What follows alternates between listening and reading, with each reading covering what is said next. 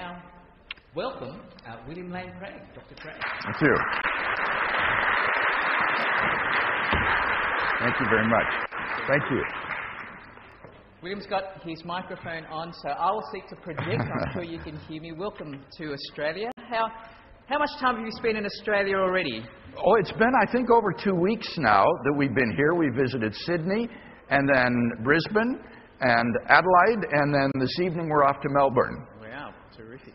Now, tell us a little bit about your family.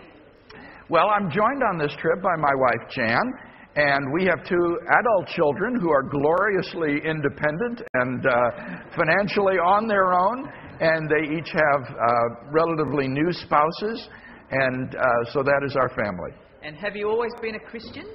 No, I was actually raised in a non-Christian family, actually not even a church-going family, but I first heard the gospel through a girl who sat in front of me in my high school German class, who was a radiant Christian. And my 3rd year in high school, when she shared with me about God's love, that prompted an investigation within my spirit that lasted about 6 months and ended with my making a commitment of my life to Christ. And that completely turned my life around and set it on the trajectory that it is presently on. Wonderful. Was that woman that you met Jan? It was not. Her name was Sandy, and I fell out of touch with her after we both went off to university. But then I saw her again later and learned that her sons were now being taught defense of the Christian faith in their Christian high school by a professor using my videos, which I thought was a beautiful way of sort of returning the gift she had given to me. Which is wonderful. And we look forward to hearing what you have to say. So thank you very much. Thank you, Richard. I'll hand over to you. Okay, very good. Thank you.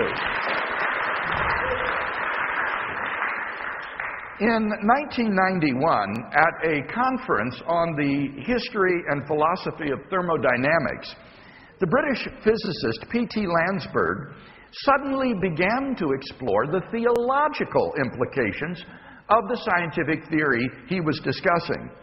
He observed to talk about the implications of science for theology at a scientific meeting seems to break a taboo. But those who think so are out of date. During the last 15 years, this taboo has been removed, and in talking about the interaction of science and theology, I am actually moving with a tide which is threatening to wash us away in a flood of publications. Numerous societies for promoting this dialogue between science and theology in our day, like the European Society for the Study of Science and Theology, the Science and Religion Forum, the Center for Theology and Natural Science, and so forth, have sprung up. Especially significant have been the ongoing conferences between the Center for Theology and Natural Science and the Vatican Observatory, in which prominent scientists like Stephen Hawking and Paul Davies have explored the mutual implications of science and theology with such prominent theologians as John Polkinghorne. Not only are there today professional journals devoted to the dialogue between science and theology, like Zygon and Perspectives on Science and the Christian Faith, but even more significantly, secular journals like Nature and the British Journal for the Philosophy of Science carry articles on the mutual implications of science and theology. God has even found his way into the pages of astrophysics and space science. The dialogue between science and theology has become so significant in our day that both Cambridge University and Oxford University have established chairs in science and theology. Now, I share all this simply to illustrate a point. Those who think that science has somehow rendered belief in God obsolete are simply out of date and out of touch. Science and theology have discovered that they have important mutual interests, and important contributions to make to each other. And those who don't like this can choose not to participate in the dialogue if they don't want to, but that's not going to shut down the dialogue or show it to be meaningless. Today, I'd like to explore with you, as time permits, 6 ways in which science and theology are mutually relevant in the quest for truth, beginning with the most general and then becoming more specific. Number 1, then, theology furnishes the conceptual framework in which science can flourish. Science is not something that is natural to mankind. Rather, as the science writer Lauren Isley has emphasized, science is an invented cultural institution which requires a unique soil in which to flourish. Although the glimmerings of science appeared among the ancient Greeks and Chinese, modern science is uniquely the stepchild of Western civilization. Why is this so? It is due to the unique contribution of Christianity to Western culture. As Isley states, it is the Christian world which finally gave birth in a clear, articulate fashion to the experimental method of science itself. In contrast to pantheistic religions or animistic religions, Christianity does not view the world as divine or as inhabited by spirits, but rather as the natural product of a transcendent creator, and therefore as a place open to rational exploration and discovery. Furthermore, the whole scientific enterprise is based on certain assumptions which cannot be proved scientifically, but which are, interestingly, guaranteed by a Christian worldview. For example, the laws of logic, the orderly nature of the physical world, the reliability of our cognitive faculties in knowing the world, the inductive reasoning, the validity of inductive reasoning, and the objectivity of the moral values used in science. And I want to emphasize that science could not even exist without these assumptions. And yet, these assumptions cannot be proved scientifically. They are philosophical assumptions, which, interestingly, are part and parcel of a Christian worldview. Thus, theology is relevant to science in that theology can furnish a conceptual framework in which science can exist.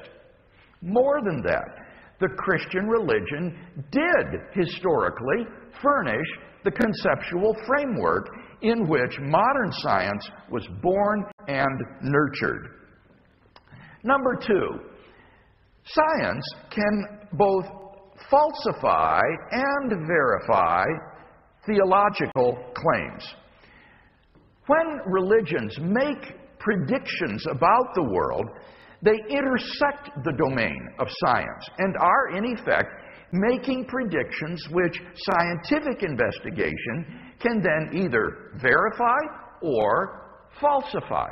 Let me give some examples of each. First, examples of falsification. Some examples are obvious. The views of ancient Greek and Indian religions that the sky rested on the shoulders of Atlas, or the world on the back of a great turtle, were easily falsified. But more subtle examples are available too. For example, consider the claim of certain Eastern religions, like Taoism and certain forms of Hinduism, that the world is divine and therefore eternal.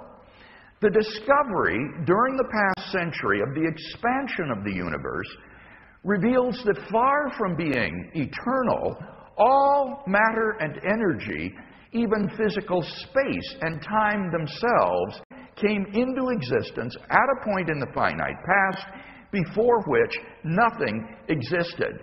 According to Stephen Hawking in his book, The Nature of Space and Time, almost everyone now believes that the universe and time itself had a beginning at the Big Bang.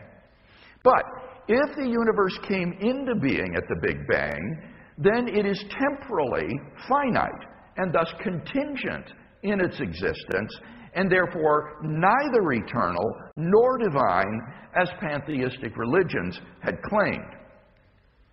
On the other hand, science can also verify certain theological claims.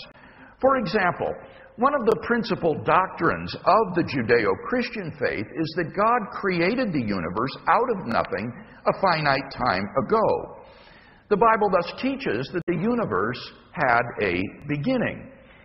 This teaching was repudiated by both ancient Greek philosophy as well as modern materialism.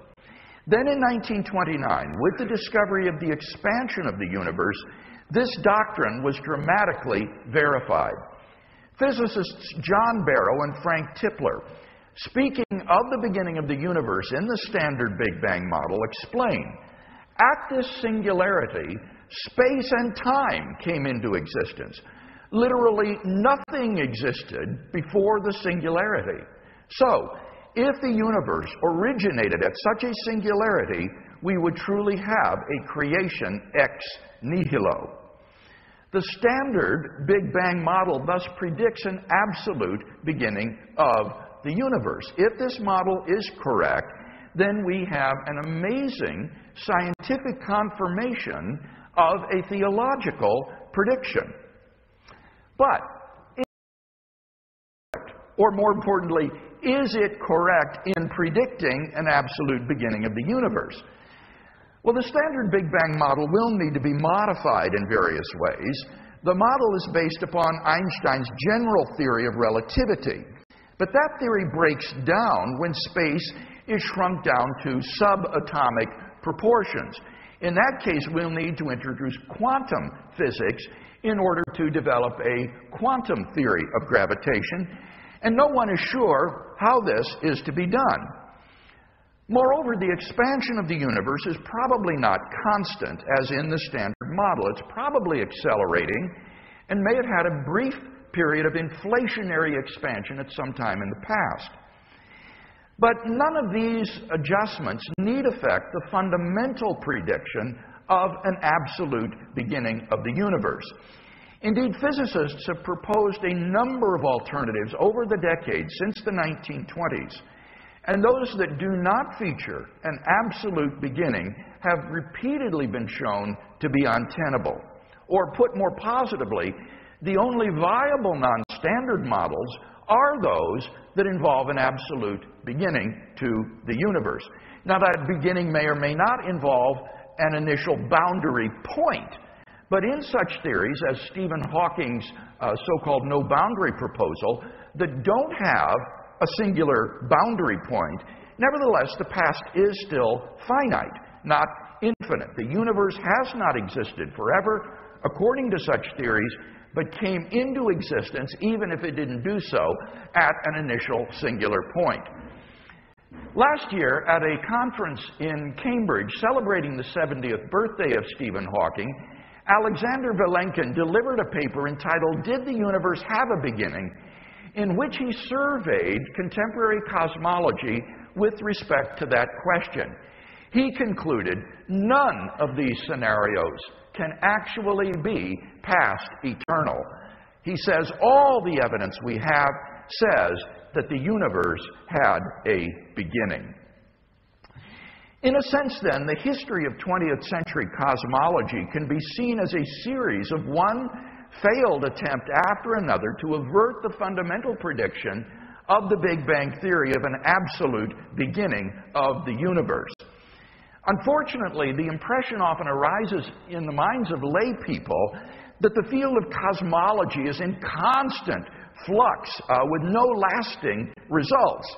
And what the layman doesn't understand is that this parade of failed theories only serves to confirm the prediction of the Big Bang standard model that the universe began to exist. That prediction has now stood for over 90 years throughout a period of enormous advances in observational astronomy and creative theoretical work in astrophysics. A second theological prediction that has been verified by science is the claim of the great monotheistic faith that the world is the product of intelligent design. Scientists originally thought that whatever the initial conditions of the universe might have been, eventually the world would evolve complex life forms. But during the last 50 years or so, scientists have been stunned by the discovery of how delicate and sensitive a balance of initial conditions must be given in the Big Bang itself in order to permit the evolution and existence of intelligent, interactive life anywhere in the cosmos. In various fields of physics and astrophysics, classical cosmology, quantum mechanics, and biochemistry, discoveries have repeatedly disclosed that the existence of intelligent life depends upon a conspiracy of initial conditions of physical constants and arbitrary initial boundary conditions. If any one of these were to be altered by less than a hair's breadth, the balance would be destroyed and life could not exist. In fact, the universe appears to have been incomprehensibly fine-tuned from the moment of its inception for the production of intelligent life. We now know that life-prohibiting universes are incomprehensibly more probable than any life-permitting universe like ours. There is no physical reason why these constants and quantities have the values they do. The former agnostic physicist Paul Davies comments, "Through my scientific work, I have come to believe more and more strongly that the physical universe is put together with an ingenuity so astonishing that I cannot accept it merely as a brute fact." Similarly, Fred Hoyle remarked, "A common-sense interpretation of the facts suggests that a super-intellect has monkeyed with physics." Our discovery of the fine-tuning of the Big Bang for intelligent life is like someone's trudging through the desert in Central Australia and rounding a rock, suddenly being confronted with a skyscraper. We would regard as mad the suggestion that it just happened to come together there by chance. And we would find equally absurd the idea that any arrangement of sand particles at that place is equally improbable and that therefore there's nothing to be explained. Well, why would that be the case? Well, simply because the skyscraper exhibits a complexity which is absent from random arrangements of sand. But you might ask, well, why should the complexity of the skyscraper strike us as special? John Leslie, a Canadian philosopher who has preoccupied himself with this question, says that it is because there is an apparent explanation of the complex skyscraper that is not suggested just by random arrangements of sand particles, namely intelligent design. In exactly the same way, Leslie says, the fine-tuning of the initial conditions of the universe for intelligent interactive life points to the apparent explanation of intelligent design. And thus science can both falsify as well as verify theological claims. Number 3, science encounters metaphysical problems which theology can help to solve. Science has an insatiable thirst for explanation, but eventually science reaches the limits of its explanatory ability. For example, in explaining why things in the universe exist, science ultimately confronts the question of why the universe itself exists. Notice that this need not be a question about the temporal origin of the universe. Even if space-time is beginningless and endless, we may still ask, why does space-time exist? The naturalist philosopher Derek Parfit says, no question is more sublime than why there is a universe, why there is anything rather than nothing. Here, theology can help. Traditional theists conceive of God as a metaphysically necessary being. That is to say, a being whose non-existence is impossible, who is the creator of the contingent world of space and time. And thus the person who believes in God has the explanatory resources to slake science's thirst for ultimate explanation. We can present this in the form of a simple argument. Premise 1. Every existing thing has an explanation of its existence, either in the necessity of its own nature or else in an external cause. 2. If the universe has an explanation of its existence, that explanation is God. And 3, the universe is an existing thing.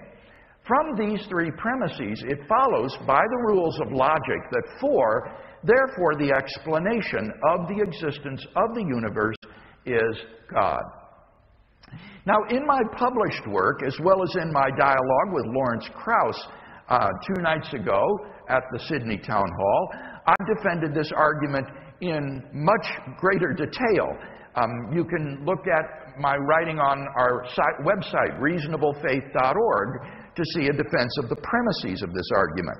But I think enough has been said at least to illustrate how theology can address metaphysical questions which science encounters but lacks the resources to answer. Number 4, theology can help to adjudicate between scientific theories. Lawrence Sklar, a prominent philosopher of science, has remarked, the adoption of one scientific theory rather than another, sometimes in very crucial cases indeed, rests as much upon philosophical presuppositions as it does upon the hard data, particularly in cases in which two conflicting theories are empirically equivalent, so that one cannot decide between them on the basis of the evidence. Metaphysical considerations, including theological considerations, come into play. An excellent example of this point is the special theory of relativity. There are at least 2 ways to interpret physically the mathematical equations of special relativity. On Einstein's interpretation, there is no absolute now in the world. Rather, what is now is relative to different observers in motion. If you and I are moving with respect to each other, then what is now for me is not now for you.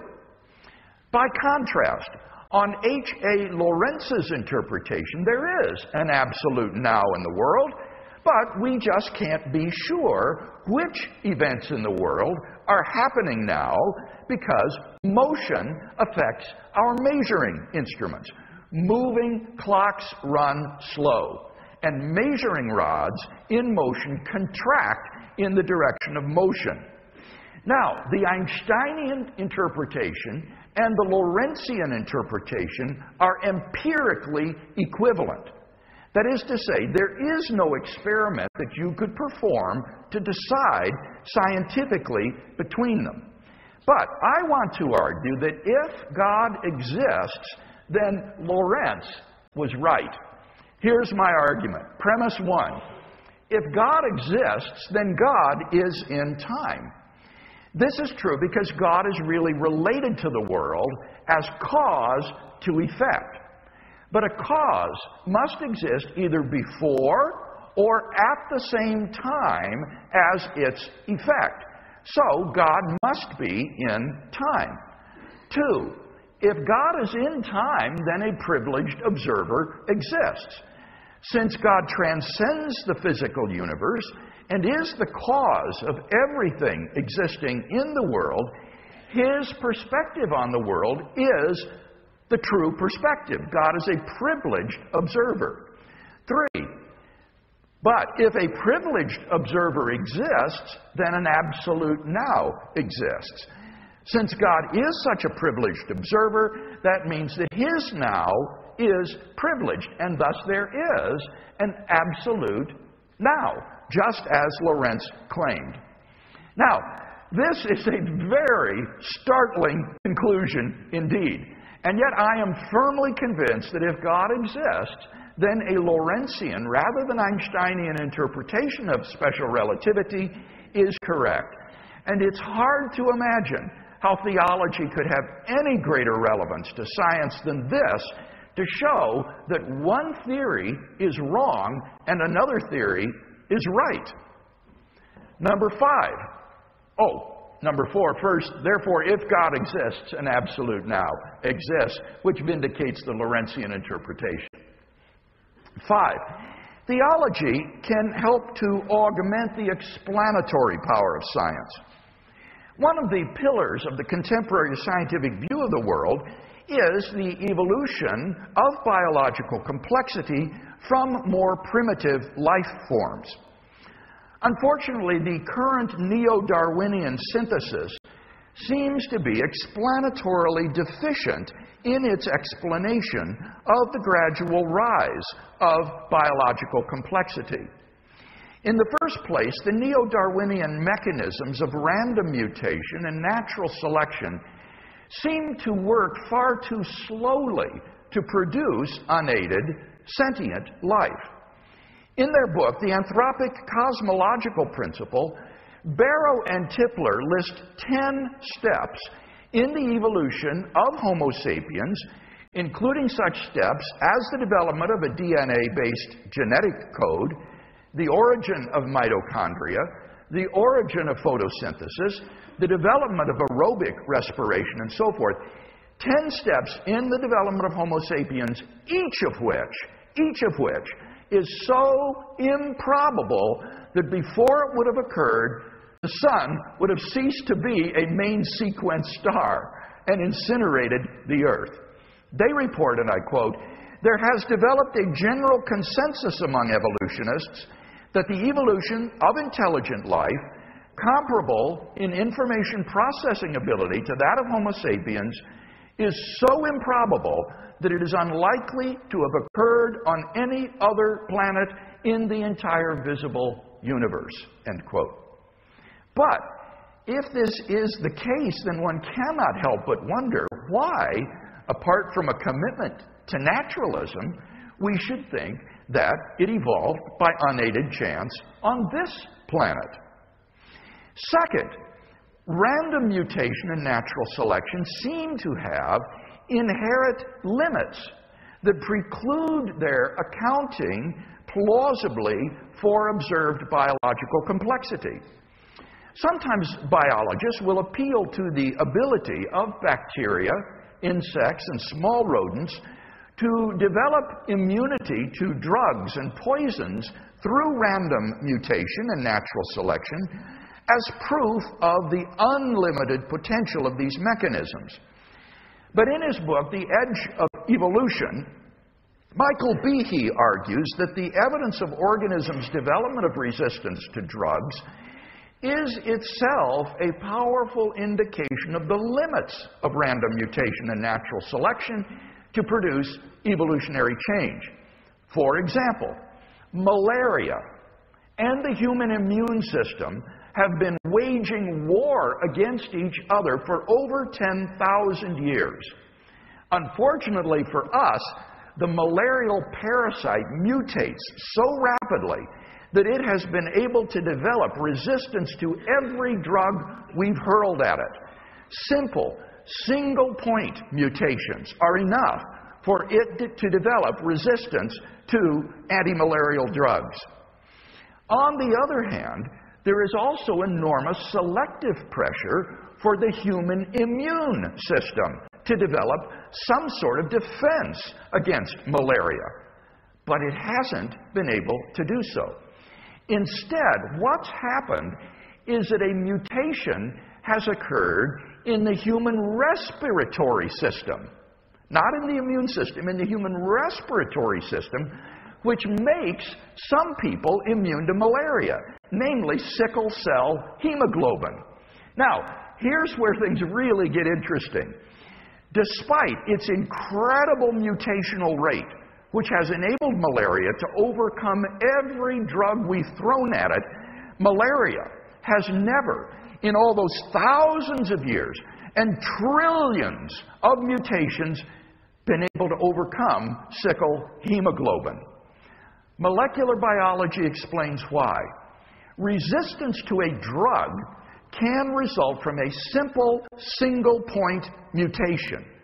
But overcoming sickle hemoglobin would require either multiple simultaneous mutations or else a sequence of mutations occurring blindly, and both are just too improbable to occur. HIV study. The malarial parasite is a single-cell organism which mutates very rapidly. But viruses mutate 10,000 times faster than cells. In the last 50 years alone, the AIDS virus has mutated as much as all the cells that have ever existed on Earth. It has tried out every possible mutation, up to simultaneous 6-point mutations in the last few decades. It has become resistant to every drug that we've thrown at it. But, Behe says, and I quote, through all that, there have been no significant basic biochemical changes in the virus at all. On a functional biochemical level, the virus has been a complete stick in the mud, end quote. Behe concludes, and I quote, the studies of malaria and HIV provide by far the best direct evidence of what Darwinian mechanisms can do. He says, here we have genetic studies over thousands upon thousands of generations of trillions and trillions of organisms, and little of biochemical significance to show for it. Our experience with HIV and malaria gives good reason to think that Darwinism doesn't do much, even with billions of years and all the cells in the world at its disposal, end quote. Thus, far from providing evidence of the power of these Darwinian mechanisms to produce evolutionary change, our experience with drug resistance in bacteria and viruses reveals the severe limits of those mechanisms. Behe agrees that the evidence for common descent seems compelling. But, he says, except at life's periphery, the evidence for a pivotal role for random mutation is terrible, end quote. On the other hand, Behe says, there is a familiar explanation adequate to account for the evolution of biological complexity, which in other contexts we employ unhesitatingly, namely intelligent design. He says life on Earth at its most fundamental level, in its most fundamental components, is the product of intelligent activity. The gradual evolution of biological complexity is better explained if there exists an intelligent cause supervising or directing the process rather than just the blind mechanisms alone. And thus the theist has the explanatory resources to augment the explanatory power of science. So those are the two subpoints. Finally, number 6. Science can establish a premise in an argument for a conclusion having theological significance. The medieval theologian Thomas Aquinas always assumed the eternity of the universe in his arguments for the existence of God, since to assume that the universe began to exist made things too easy for the theologian. He said, if the world and motion have a first beginning, some cause must clearly be posited for this origin of the world and of motion, end quote. Moreover, there was simply no empirical way during the Middle Ages to demonstrate the past finitude of the universe. But the application of the general theory of relativity to cosmology and the discovery of the expansion of the universe during the past century seem to have dropped into the lap of the natural theologian precisely that premise which had been missing in a successful argument for God's existence. For now, he may argue as follows: whatever begins to exist has a cause. 2, the universe began to exist, from which it follows 3, therefore, the universe has a cause. Now notice that premise 2 is a religiously neutral statement, which can be found in almost any textbook on astronomy and astrophysics.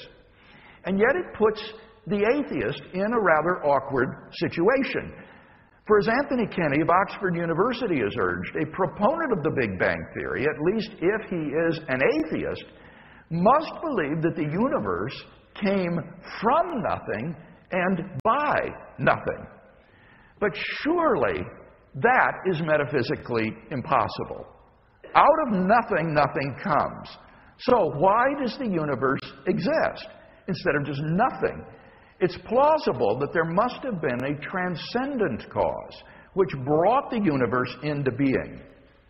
Now, from the very nature of the case, as the cause of space and time, matter and energy, this cause must be an uncaused, changeless, timeless, immaterial being of unimaginable power, which created the universe.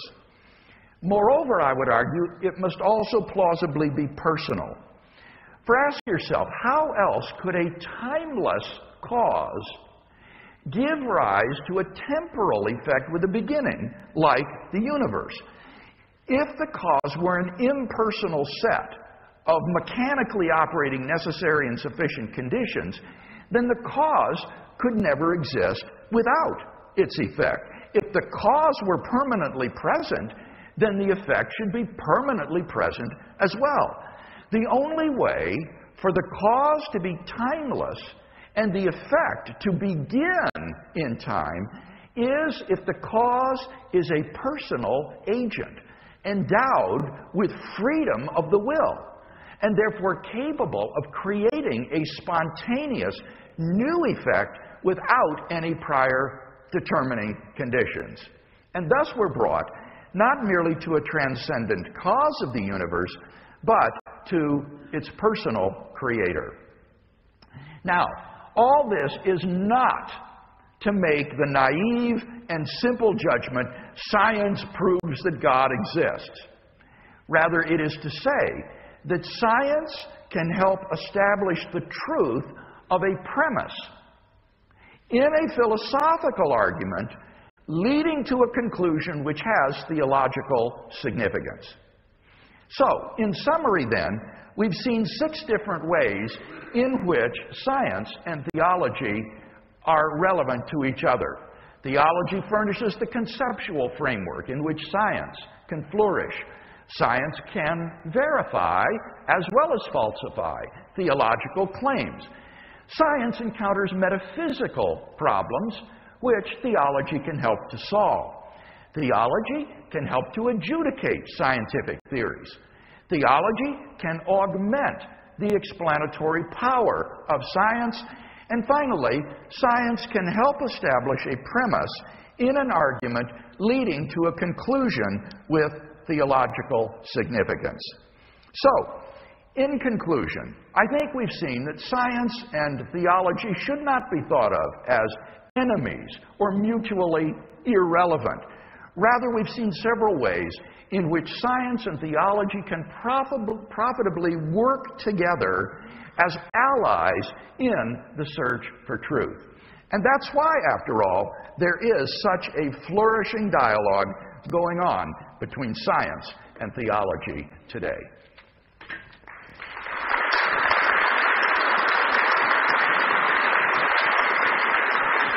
Are you going to take questions here? I can if you'd like.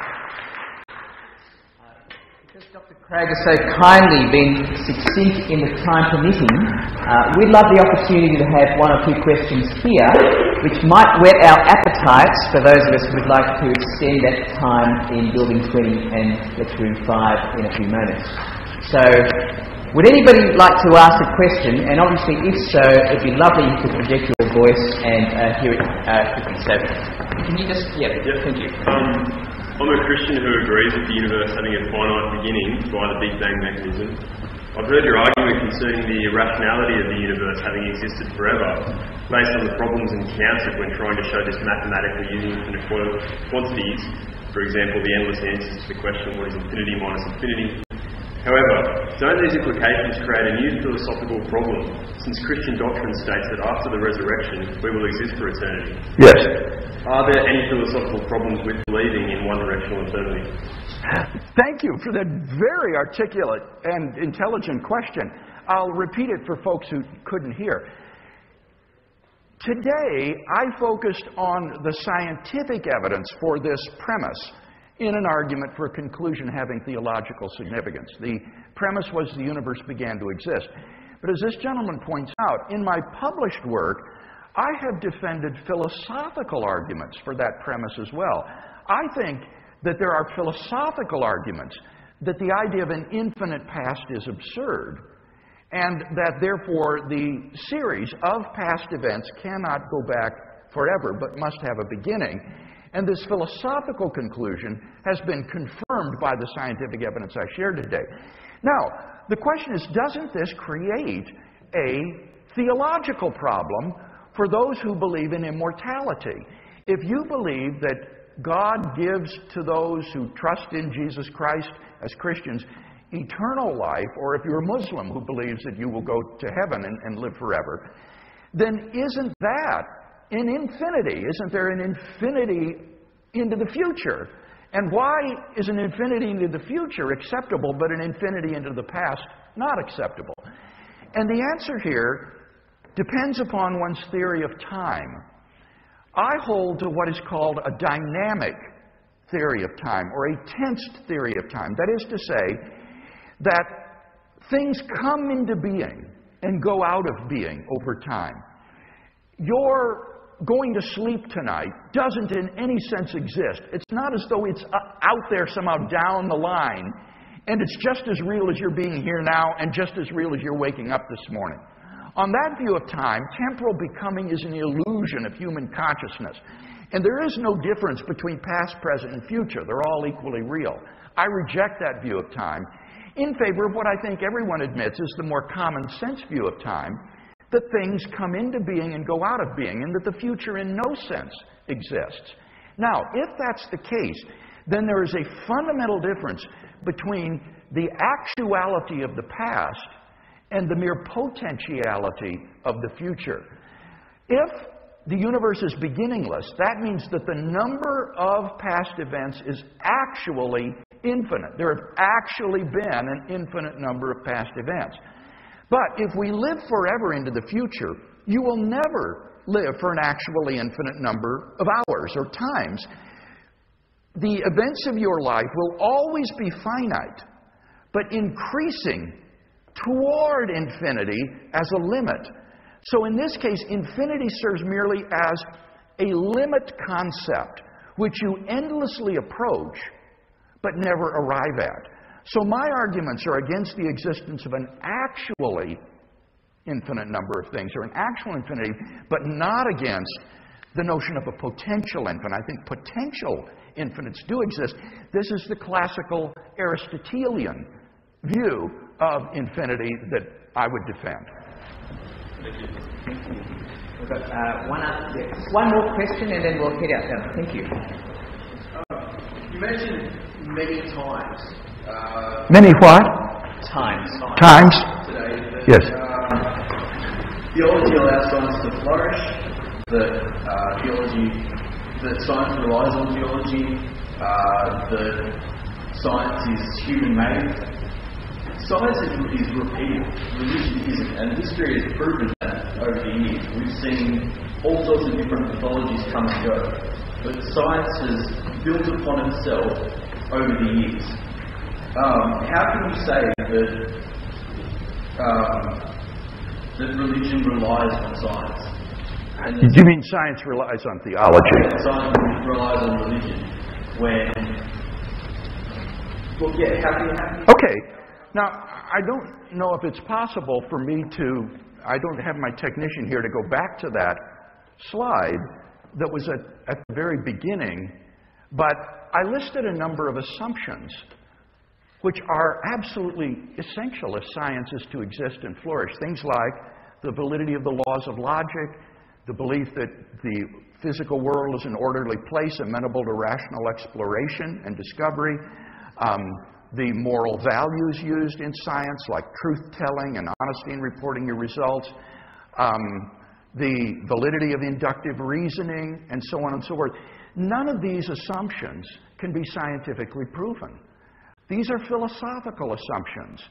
And the reason that modern science originated in the West, I argued, and many historians of science would agree, is because of the contribution of Christian theology in furnishing this conceptual framework that guarantees the validity of those assumptions. By contrast, modern science didn't originate in the Orient, where you have pantheistic religions that view the world as divine, or in Africa, where you have animistic religions where the world is a spooky place inhabited by spirits.